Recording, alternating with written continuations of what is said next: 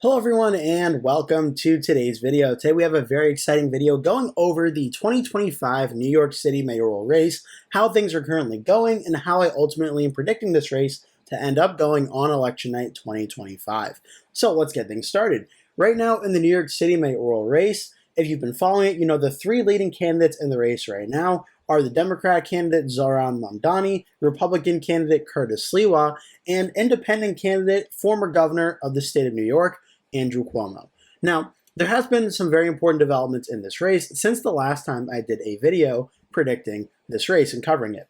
Most recently, on September 28th, 2025, so just a little over a week to 2 weeks ago, Eric Adams, the incumbent mayor of New York City, he was first elected back in 2021 as a Democrat, has withdrawn from the race. Now, his name will still be on the ballot as he's waited a little too long after the system to play out for him to get off the ballot, but Adams has officially withdrew his name from the race. So what this essentially does is leave a three-person race between Zohran Mamdani, Andrew Cuomo, and Sliwa. And this is where the polling average currently sits, both from Real Clear Politics and from Decision Desk HQ, which is the most recent polls of Zohran Mamdani right around 44.5% or so in both of them. Andrew Cuomo is in second place at 25.7. Sliwa was in third at 13.1. Now, it should be worth noting that in these polls, Eric Adams was getting roughly around 8% of the vote. So of that 8.4%, I do think there's been a few assumptions made on this one, and I want to just cover them here. For one, I don't think all of Eric Adams' support is going to go to Andrew Cuomo.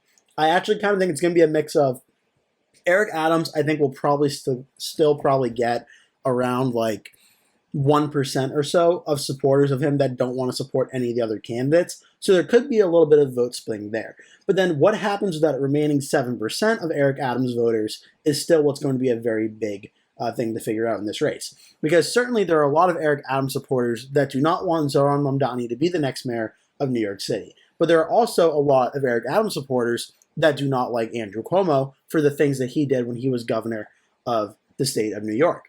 And a lot of them also could potentially be Democrats that don't want to support a Republican like Sliwa.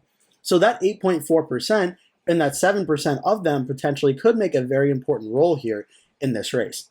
But ultimately, I think we probably see something along the split of like a 65-35, 70-30 split of the Adams supporters going for Cuomo over Mamdani. I don't really think Mamdani is going to get a majority of Adams voters, but I think it'll be enough to narrow the playing field at least a little bit.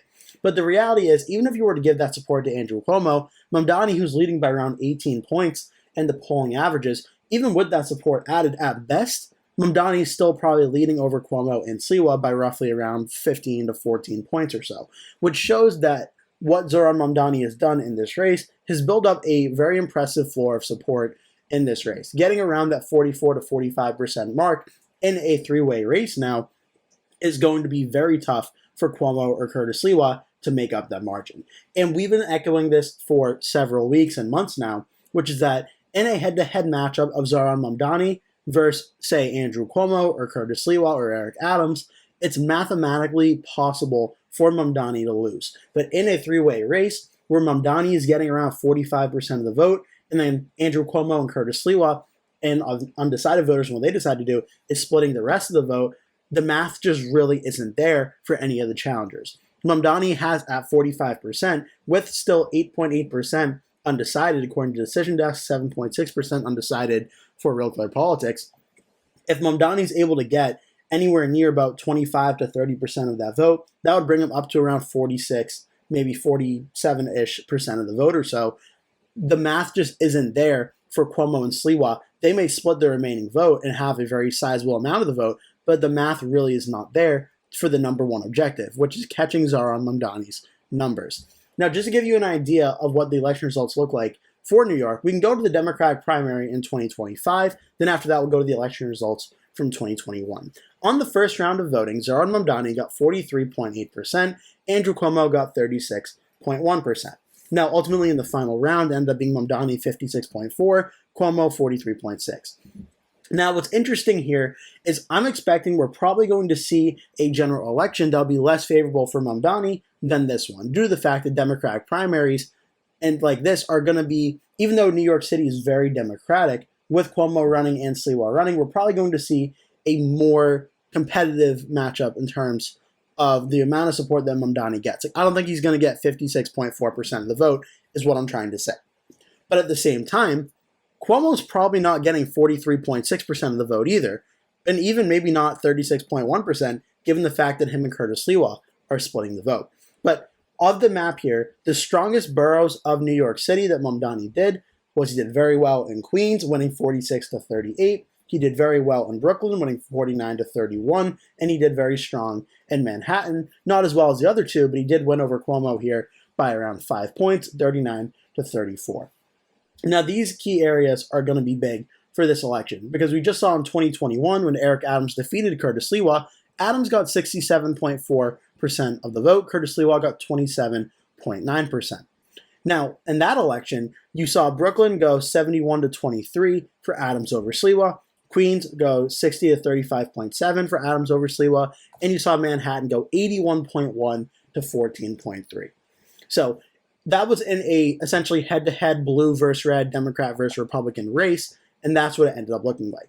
2025 is going to be very unique, as we're going to be having a Democrat running against a Republican, running against an independent that's essentially running as a Democrat that's running as an independent, but the alternative independent Democrat in that race. So how this all goes is going to be very interesting, at least from what we've seen on the polling data side of things. Zohran Mamdani, he's not breaking 50% of the vote, but he's essentially getting as close as you possibly can in a three-way race like this, with enough undecided vote out there for Mamdani to break 50% and win pretty favorably. But the really truth of the matter of this race is, in the way the race is currently going, Zohran Mamdani will win and be the next mayor of New York City for one key reason. And I said this at the start of the video, and I'll say this again.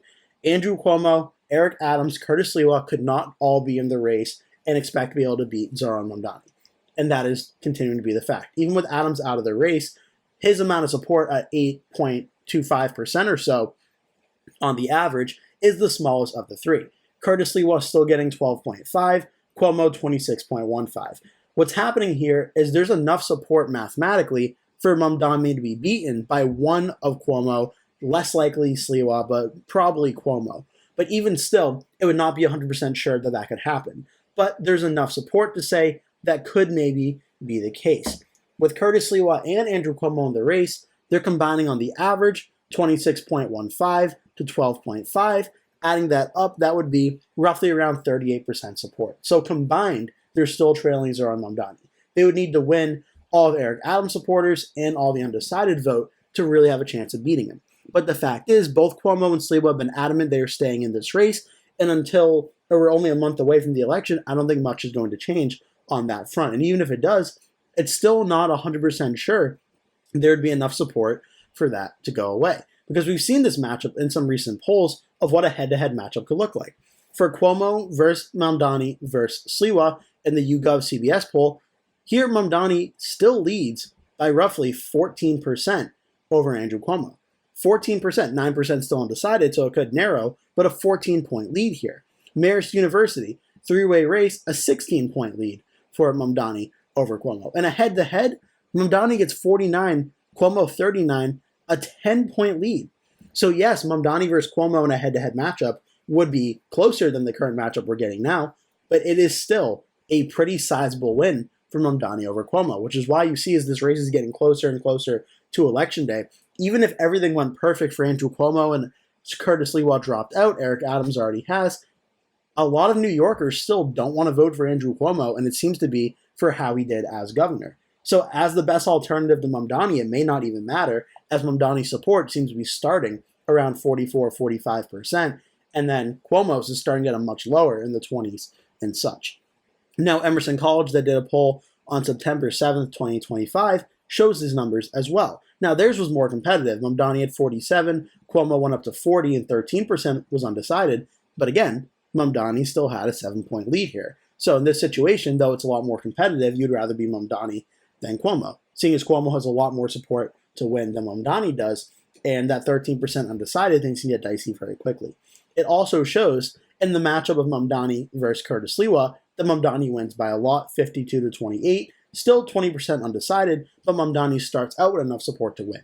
The only way this race becomes remotely competitive in the next month is if Curtis Sliwa drops out of the race and pledges his support for Andrew Cuomo, and Eric Adams, who has dropped out and has refused to pledge his support for Cuomo, does the same as well. Because at this current point in time, Cuomo and Sliwa are splitting the anti-Zohran vote, and Zohran's getting such a large enough vote support anyway, it may not even matter. The question at this point for me is not whether Zohran Mamdani will win or not. The question is, how much will Zohran Mamdani win by? And that's what it's ultimately coming down to. Right now for the election, I think it's something around, because I do think with Adams out of the race, I think the margins are going to narrow up a little bit. So much so that I think Zohran Mamdani will actually fall a little bit below that 15-point margin for a safe win. So right now, the current prediction here, let me find the New York map, that I have Zohran Mamdani winning the New York City mayoral race by a likely Democratic margin, which is in between a 5 and 15-point win. I don't think at this current point in time he breaks 15 points, though I think he certainly could. But I do think with Adams out of the race, Cuomo will get some of the undecided voters as the Mamdani alternative, but I think he wins by around that 14-point margin in a pretty strong range of him becoming the next mayor of New York City, and may even break 50% of the vote, but I think we're going to see Mamdani win by just a little bit shy of 15 points. The question will be how the boroughs overall turn out to vote. Now, here on map chart, we see the counties, we see Bronx, we see New York, Manhattan, we see Queens, we see Kings, and then we see Richmond down here, Staten Island. Now, again, in 2021, all 4 of these ended up voting blue, and Staten Island was the only one to vote red. Now, with the 3-person race going on, it's going to be very interesting to watch how this all goes. Because Staten Island, though it was overwhelmingly red, now there'll be some vote splitting with Cuomo and with Mamdani as well. Whereas Brooklyn, Queens, Manhattan, and the Bronx, these are all areas that are overwhelmingly Democratic, but the Democratic vote will be split between Mamdani and between Cuomo. Now, for how I think it currently goes, I still think right here in Staten Island, I think we're more likely than not going to see it go red for Curtis Sliwa, even though he is polling in 3rd place. I think a lot of his strongest floor of support will be from here. Now, I chose a lighter red because I think it's going to be like an under 5-point victory in Staten Island, but I do think we ultimately see it go red. Now, for Manhattan, which is obviously the biggest like of the prize here, I think we're going to see this one be a blue win for Zohran Mamdani, and I think it's going to be a pretty reliable one. Actually, let me go with this color here. I think we see Mamdani win Manhattan, and I think we see it by a decent margin, even though, again, in the primary, it was the more competitive of the 3 boroughs of Manhattan, Queens, and Brooklyn. But I ultimately think we do see Mamdani consolidate enough support, considering Brad Lander got 17%. I think we see Manhattan go for Mamdani. I think we also see Queens, which was an 8-point Mamdani win, and we see Brooklyn, which was around an 18-point win as well. I think we're going to ultimately end up seeing all 3 of these vote for Zohran Mamdani against Andrew Cuomo and Curtis Sliwa. Now, ultimately, the Bronx, I actually think could be a potential avenue for Andrew Cuomo to win, bolstered by his strong performance in the Democratic primary. So I actually think we see Andrew Cuomo narrowly win this. So it's going to be different than it was in 2021. I think we're going to see Cuomo and Mamdani be the top 2 finishers, and we're going to see Curtis Sliwa narrowly win Staten Island, but ultimately this is going to result in around a double-digit win for Zohran Mamdani in New York City and its surrounding boroughs of how I see this going. But again, we're still a month out from the election. We have to wait and see how it all goes. Thank you so much for watching this video. I'm going to keep doing videos updating throughout this election. I probably will do a recap video after it is over as well. But I hope you enjoyed watching this video. Please, if you have any comments or questions or suggestions or anything, leave them down in the comment section below. I always read every comment, so make sure to do that. I also have some exciting videos I have planned out for the month of October, including a few election nights and maybe even one for New York City that you're not going to want to miss out on, so make sure to keep an eye out for those. Thank you so much for watching. Again, please remember to hit like and subscribe. I just crossed 6,000 subscribers, trying to grow to 7,000 and keep going, so hopefully you'll consider hitting subscribe as well. Thank you so much for watching and hope to see you in a future video.